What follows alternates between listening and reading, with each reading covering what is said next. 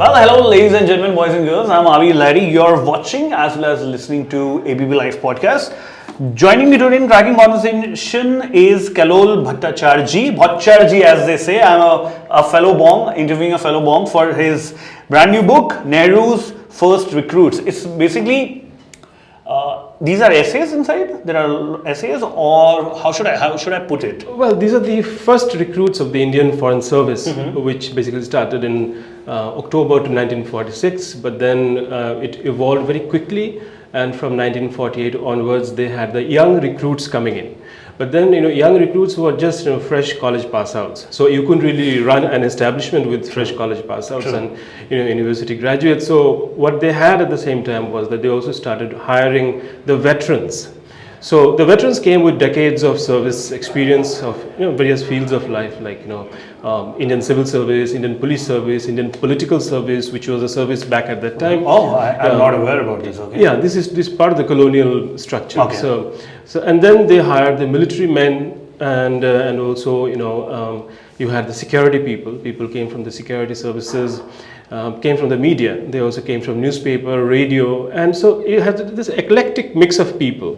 And they were the first IFS. And they were the first IFS officers. And then let's also remember that some of the first IFS actually were the compatriots who fought in the Netaji Subhash Chandra Bose's INA. Okay. So several of them were actually the companions of Netaji Subhash Chandra Bose, hired by Jawaharlal Nehru himself. So it is a very eclectic group of people who came in as the veterans, and then you had the irregulars, like the princes, the political appointees, and others. So all together, these three branches, three wings, they formed the core of the Indian Foreign Service. So Jugaad and Sifarish is an old legacy we've been following. So this book is a well-researched book on all those people who were the first recruits by Pandit Nehru. Let's see how exactly was the recruiting process way back then. Like, is it you have to undergo a particular examination, or you just have to randomly go and step into an office and say, I want to be a foreign officer? Well, in fact, there is a chapter where I've written that there was an effort to make sense of the changes that were coming. Okay. Because on the one hand, the country was, being torn apart because of partition. True. There was the Second World War that had just taken place, and let's also not forget the horrible thing called the famine, the Bengal famine. Yes. Though we always referred to it Bengal famine, but there was, of course, an all-round scarcity of food, all over the country, and there were also mini famines that were happening from place to place, various places. And in this condition, the bureaucracy had to be regenerated. And therefore, this particular branch was thought of to do the diplomatic maneuvering that was required for an independent state. So the process of recruitment obviously was structured, that there had to be an interview, there would be a selection committee, and then finally in case of the direct recruits, which began in 1948, the Prime Minister himself would actually sit down and meet the new recruits. And the direct recruits were just a handful to begin with. Usually there were 3 to 4 in the initial years, like 1948 and 1949, just 4 perhaps in 1949. And then suddenly in 1955 onwards, there was a spike. So, because in 55 was the year of Bandung Conference, so those, there were lots of incoming visits because you had Nikita Khrushchev coming to India. So those, the big visits had to happen. So the American president was also on his way in. So there was this desire to hire more people. Gons or coffee? Your coffee? Thank you. Thank you, G. So, so the recruitment therefore proceeded through this particular model of you had the committee and the commission that was constituted, led by Gijja Shankar Bajpai, who was then the Secretary General of the the Ministry of External Affairs, and they would screen every applicant who came in. But there were also this very new process, right? So there were a lot of irregular things happening. So there was these very special advisors that the Prime Minister hired himself. Like in this particular case, his sister, Vijay Lakshmi Pandit, was one who was not formally inducted into the Indian Foreign Service, but she was in a way, a major player as far as India's foreign policy was concerned. And then there, of course, Mr. Krishna Menon, a great friend of Mr. Nehru, who was also part of the supervising and the training process. In fact, Krishna Menon himself trained a lot of fresh recruits, 48 onwards, 48, 49 onwards. And in a country which actually stepped out of like a British rule, bureaucracy, or especially like external affairs, was a very new subject for the entire country, right? Nobody knew how diplomatic relations are actually made. We were always living with Rajas and Maharajas, and they were the only diplomats. They were the king, they were the diplomats, they were everything. For India, which was not highly, I guess a lot of people used to speak English that time because of the colonial hangover. A lot of English actually flew into the Indian public. But to deal with an external country, how difficult was it back then? When you research about this particular point, what kind of barriers did they actually face? The first barrier that you faced in 1947, was that for the first time, India became a country, a nation state. The identity that India acquired in 1946 onwards, and 1946 because we had something called the interim government in 1946, right, from September 1946 onwards. So from 1947, the country was known as a country, a nation state. Prior to India becoming independent, the country was known as a composite entity. It was not a colony, it was not a country, it was not a nation state, it was yet member of the United Nations. In 1945, India became one of the signatories to the founding members of the United Nations. But there was this whole tradition going back, at least to the 1870s and 1880s, where this particular thing called entity, composite entity called India, used to participate in international treaties.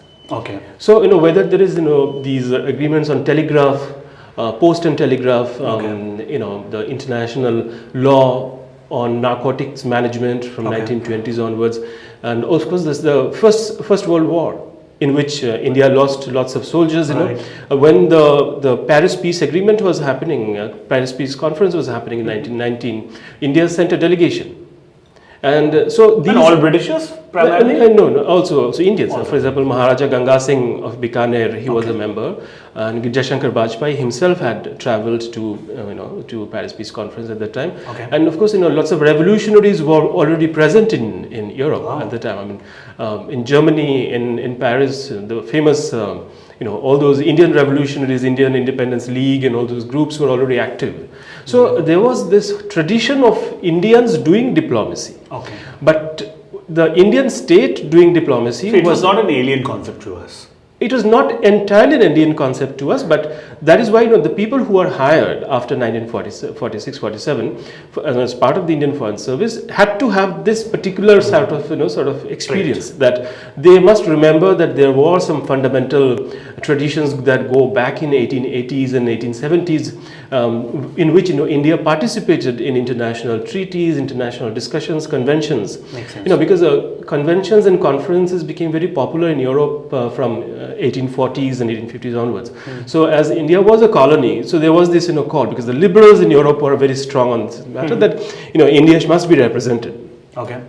So as a result of these internal demands, even within Europe, and of course Indians were getting exposed to the Western traditions of learning, education. So Indians could also champion their own cause. And there were lots of uneducated Indians already abroad and studying and speaking on behalf of India. So this tradition was already there, very much there, but then it had to be mobilized in a particular way. But then we started putting up embassies here and there in different countries. Well, that took a long time, because but then so in my book I basically look at the first 10 years. Because my book is based on the official directory that came out in 1959. And that is something that's very unique, because that directory gives you the idea of how many people were hired in the first 10 years. So from and how many were there? Around 401. which is fairly a very less number, right? Well, but for that time, For that time and it for a was country huge, that, yeah, it for was a country huge. which did not have Anything. any diplomatic footprint, which was not even considered a nation state just in 1945 or 44, you had a full-fledged diplomatic service, and then you had these missions all over the world. So you had your missions in Brazil, you had embassies in the western part of the world, you had embassies coming up in Poland, in Austria, in Paris, Geneva, Bern, you name it, and it's a lot of money. You was see Indian embassies there. Yeah, so they didn't have embassies before, right? I mean, so also look at it from this point of view, that even we did not host as many embassies as we began hosting. That's also a point. So we opened our country to foreign powers to come and station their embassies here. Right. So this, for example, Soviet Union. We did not have a Soviet embassy before 1947, Right. but then immediately after independence, one of the first things that Mr. Nehru did, that Soviet Union really didn't appreciate or admire Nehru's leadership and etc., because they felt that we were pro UK and all those things. Pro US. Yeah. So Stalin was the leader, but then Stalin said that okay, we opened the Soviet embassy in New Delhi. So they opened the embassy in Travancore House.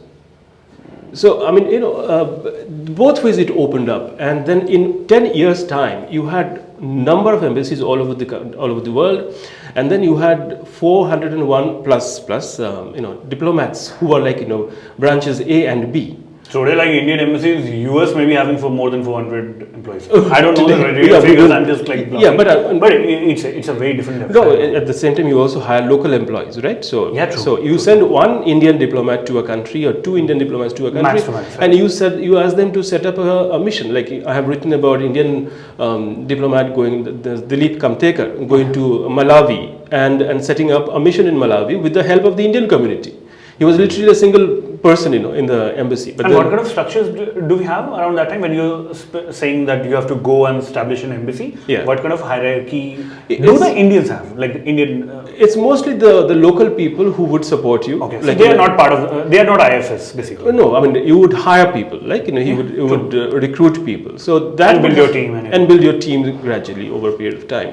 So when you are asked to go to Poland and establish the Indian embassy in Poland, which was one of the very first embassies perhaps in Eastern Europe at that time, you would really be walking into an unknown terrain. How do you do it? But then with the help of the locals, with the goodwill of the host country's government, that is how things moved, with the initial agreement between two sides. Agreed. So they would agree that, okay, India should open its embassy in, say, Switzerland or wherever. So that's how things moved at that time. Yeah. And what kind of hierarchies do we see? Only the High Commission or Those are very rudimentary, moments in the Indian industry. HR department. Okay. So the establishment would be driving it from the headquarters, the South Block. But ultimately, they would be like maybe 1, 2, 3. Because even if you send 3 persons in an embassy in Europe or an embassy in South America or in Africa, that's a lot of people. Because you are not imagine you are spending only as much as you can afford. And back at that time, foreign currency was a very precious material. Sure. So you didn't really invest that much. So and those are very difficult times for any Indian to be a diplomat. a question for actually a very layman question, a very like the dumbest question anybody can ask. For a lot of people, they don't understand the value of embassy. What exactly an embassy means? A lot of people think कि embassy मतलब you go and you get your visa stamped. That is the only job of an embassy. और थोड़ा बहुत कभी और function करा दो, dance function, this and that. Can you put a more emphasis on what exactly and are the day-to-day working of an embassy apart from just stamping visas and hosting dinners and cultural events? Well, dinners and cultural events and those activities are basically one part of the embassy's Cultural exchange. exchanges, etc. In effect and in essence, the embassy represents a sovereign to sovereign relationship. True. So that is most important because the symbolic presence of an embassy in a foreign country is itself a huge statement. So you not only, first of all, establish relations, you also recognize each other as sovereign equals. In the Committee of Nations. And then you have these embassies, which means a diplomatic and consular relations, which means an official to official relations. Okay. And at that time, you also agree to resolve and cooperate. Okay. Like if you have differences, then you resolve those differences, and so the economic activities begin. flourish. So the embassy then provides you the core around which various other functions can come together. Like, there could be economic activities, cultural activities, then most importantly political conversation. Like in case of, say, a conflict happening in some country, like in case of Ukraine today, I mean, if you have diplomatic relation with Ukraine, then having an embassy in Ukraine helps you, because then you can initiate in a confidential manner if you want to initiate any political dialogue, just the way that we had embassy, say for example, in Moscow in 1956.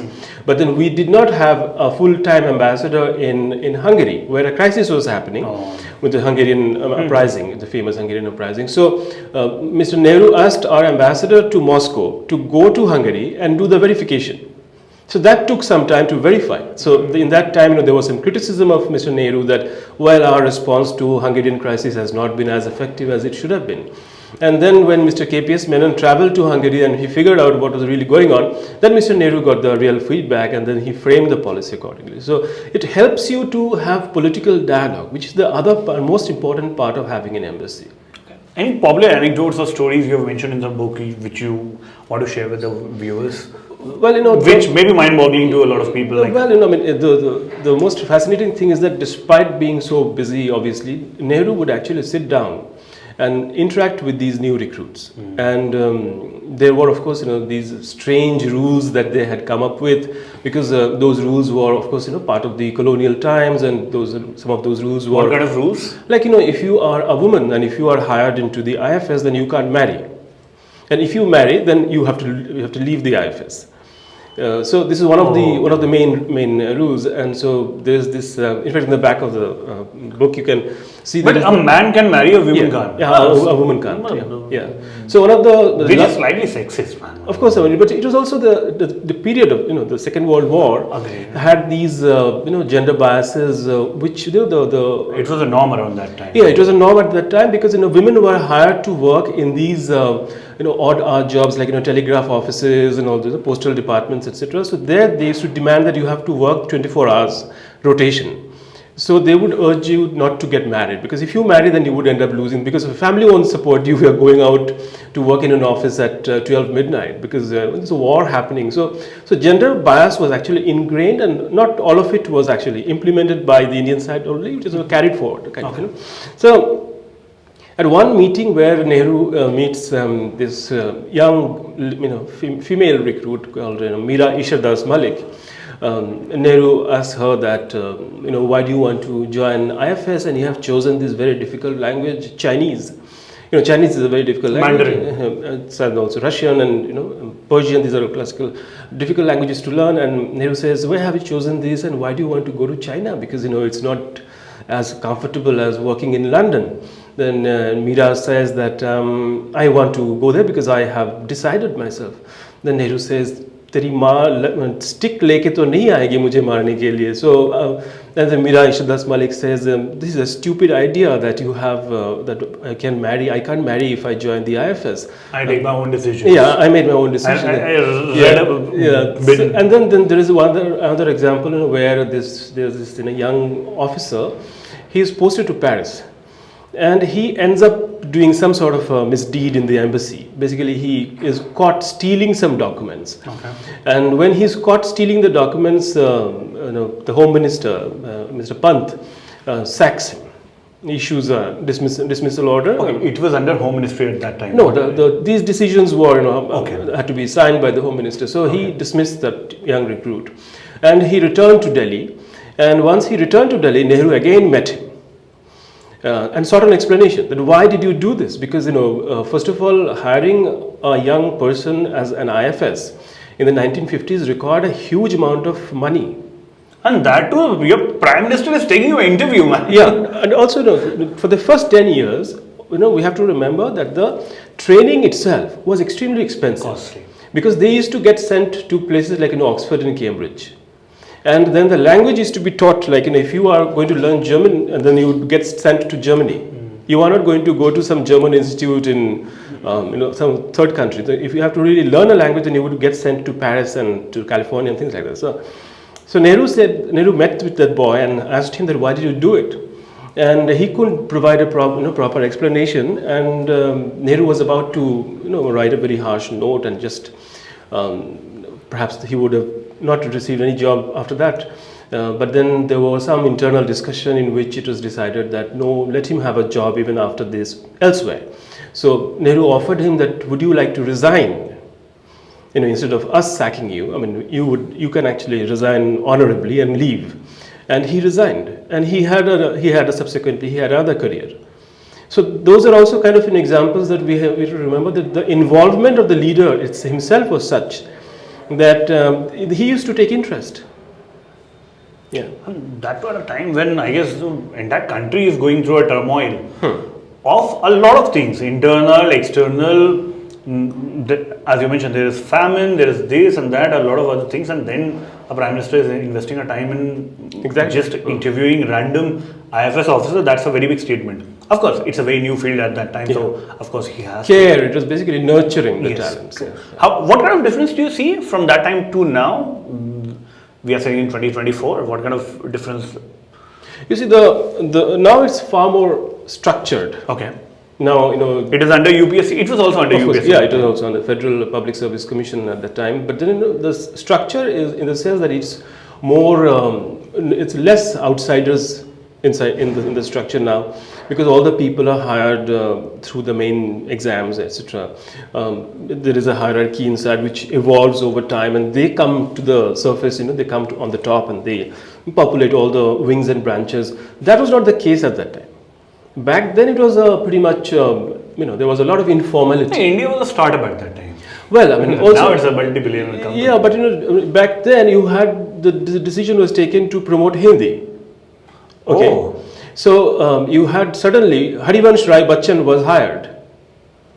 So when they were hiring people, they were hiring some of the best minds that were available. So Harivansh Rai Bachchan was already a very famous poet. But then he was hired as an IFS officer. For 1955 to 1965, for 10 years. For what's the job? Basically? His job was basically officer on special duty for promotion of Hindi in the Indian Foreign Service. So he actually taught a lot of Indian recruits and officers the language. And they had no clue about Hindi? Many of them, people came from, say, Tamil Nadu. And even for example, even Mr. Natwar Singh, who subsequently became India's External Affairs Minister, he was taught Hindi by Harivansh Rai Bachchan, that's Amitabh Bachchan's father. So you can imagine, the informality was not a negative informality. True. It was a lot of creative intention behind. True. So when very less red tapeism, very less bureaucracy, not going here, there, everywhere. Well, bureaucracy always existed. That's a part and parcel of Indian spine. But then too, it was not that much formal what we see now. Well, I mean, I won't really get into whether there is a red tapeism here, but when it comes to bureaucratic training, that of course has to be implemented, that has to be done. That's an organizational matter, it's an in-house matter, perhaps we can't go into it. But when you look at, say, again, to come back to Bachchan, the idea was you have to make the foreign affairs of the country accessible to the people of the country. And to make that possible, you have to present it in their language. But the thing that Bachchan found, as you mentioned, bureaucracy, that no bureaucrat wanted to learn Hindi. So Bachchan came up with the idea that you have to speak in Hindi in the staff room of South Block. Otherwise, you'll be penalized. So there was a lot of pushback, and then sometimes Bachchan would write on files, the Hindi notes on files. Harivansh Rai would write Hindi notes to English files. So some senior bureaucrat would just send the file back to Bachchan and say that, please write in English. So that would really irritate Bachchan a big deal, and he would go and complain to Nehru. And the Nehru would, of course, had his own way of resolving such issues. At the end, Harivansh Rai said that it appears to me as if the whole Hindi department is some sort of a con job, kind of a diplomatic thing initiated against me. So, kind of. That makes sense. Yeah. What made you write this book? Why choosing this niche topic? I know there is a very less documentation of all these stories, all these anecdotes. But what made you so interested in this particular topic? Well, I've been covering foreign affairs and the External Affairs Ministry perhaps from 2002, 2003 onwards. And I've always been intrigued by the service itself. That there is something very special about this service, because you can't really get inside the service in comparison to, say, Indian administrative service, police service, which are pretty much in public domain. What their actions are screened on a regular basis by the media. But the Indian Foreign Service is very much beyond the reach of the common people. So I always used to wonder. There's a curtain. No? There's a kind of a soft curtain beyond which you can't really go. So I always was curious, and in 2011 or so, I did a few interviews, thinking that perhaps at some point I'll write about Indian Foreign Service. But till the time I perhaps 2020 and 2019, at that time I received this the first official directory. It's actually Mr. Natwar Singh who lent me the first official directory. Okay. And because I used to talk to him over phone very often, and whenever I spoke with Mr. Natwar Singh, he would have this elephantine memory on every colleague of his. And I used to wonder that how does he know so much about XYZ members of the IFS. And one day I asked him that we were talking about this 100 years old diplomat, Indian Foreign Service officer called Mr. VMM Nair. Okay. I said, how do you remember so much about VMM Nair? And he said, well, because I am looking at the official directory. I said, you have a directory from 1950s and 40s? And he said, yeah, I have a directory. It is the first official directory. I said, I want to take a look at the directory. And he said, of course, come home and have tea with me. So I went to Mr. Singh's house, and he brought that old document. So the moment I opened the directory, I found that it was not called official directory. It was called the History of Services. Oh. Yes. And that is how many editions do we see? Do we currently have that? We have the official directory now, but then the History of Services were only the first few directories were called the History of Services of IFS branches A and B, Indian Foreign Service. What is A and B? There are two branches of the IFS basically. Okay. For example, Harivansh Rai Bachchan was an IFS-B officer. He was not an IFS-A officer. Okay. So IFS-A were the ones who used to get sent abroad for expensive training and etc. IFS-B were more like irregulars and others. Strategy, brain and everything. So like for example, Madanjit Singh, the cultural figure, he was IFS-B officer. So when I opened the book, I felt that this is very unique, because the first page of the History of Services opens with names like R.K. Nehru, Subimal Dutt. And then you had KPS Menon. And KPS Menon was born in the 19th century. And as I turned the pages, I found people who were born in the 1929, 1928 are also in the History of Services. And very young kids. Very young kids. So like, for example, Brajesh Mishra, the National Security Advisor in Mr. Vajpayee's government, was a 1951 recruit. So when I looked at Brajesh Mishra, the history's wing reaches to 21st century, but when you look at KPS Menon, you are looking at 1920s, because his career begins in 1920s. So it struck me that we are actually holding a document which covers more or less 100 or 90 years of diplomatic activities by Indians and by the Indian state. I said, then we have a narrative here within the directory itself. And I told Mr. Singh, I said, I think I have got a story here to write. And he instantly got my point. He said, would you like to take the directory for a few days? I said, yeah, I want to take the directory for a few days. And he said, okay, I give you for 3 days. Wow. Could you get a Xerox done or anything? Of course, I got the Xerox done, but I didn't return it in 3 days. I returned it perhaps a couple of months later. And every few days I used to get a phone call from him. Anxious phone call. Where is my History of Services? I have to look at it. So, so that is how the idea happened to me, because, look at the history of directory and you see nearly 90 to 100 years history in front of you with all the diplomatic drama and all the characters being thrown in. You are instantaneously drawn into the temptation that, no, I think, here is a great story to write. So it's just that I found it irresistible, kind of. Wow. I feel for all those viewers who are actually willing to get hold of these stories, you can actually buy this book from the nearby bookstore or online. This is Nehru's First Recruits by Kallol Bhattacherjee. Thank you. Pronunciation technique. You got it right. Thank you very much. Thank you very much for talking to us. Thank you so much. Thank you.